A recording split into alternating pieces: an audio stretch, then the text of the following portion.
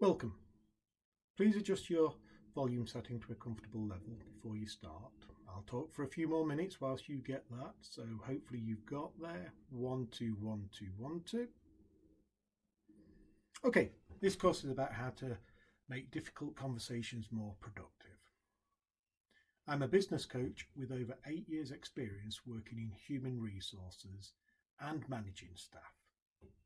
At the end of this course, I hope that you'll be confident when you next have to have one of these difficult conversations, such as a disciplinary meeting, or explaining to an employee why they didn't get the raise they wanted.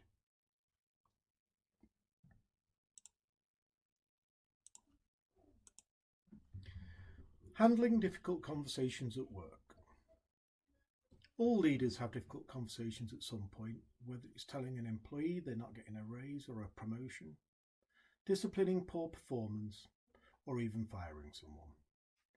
Having difficult conversations is never easy, but there are ways to make those conversations both productive and as painless as possible. Remember, as a business leader, you're also a coach. It's up to you to provide everything your employees need to succeed.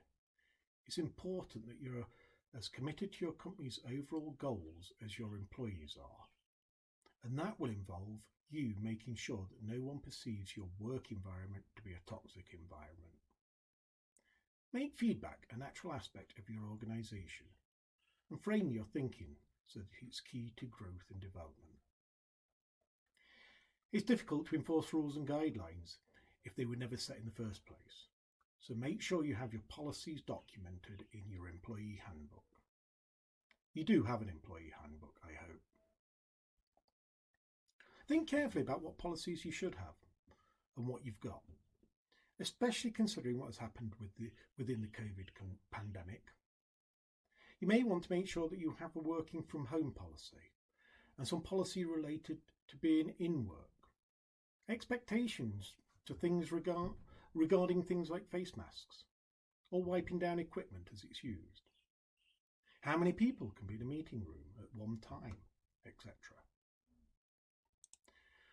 Hold your employees accountable to the same performance and behavioural expectations, and have the same discussions with anyone who's slipping. You don't want to make it seem like you're alienating or picking on a suit.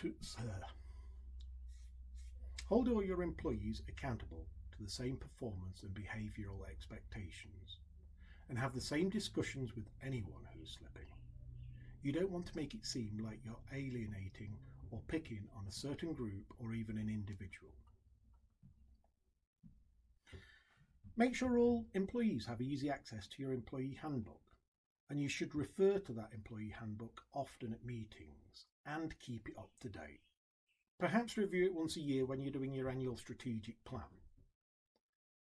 It's easy for leaders to brush an issue to the side, but by not addressing these issues, it can lower morale and cause a toxic work environment.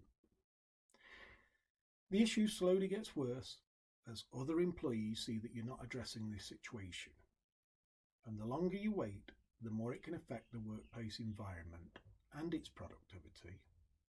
It may even result in the turnover of some of your good employees. The difficult conversation will become more difficult the longer you wait. You may also build up an anxiety that will make the situation bigger in your mind than it really is. Remember, every situation is different, and your job is not to be easy on people. Your job is to make them better. If you want respect, this is a good way to earn it. A reputation of being firm but fair is a good reputation to have. Make feedback a common occurrence and get in the habit of addressing issues immediately as they arise.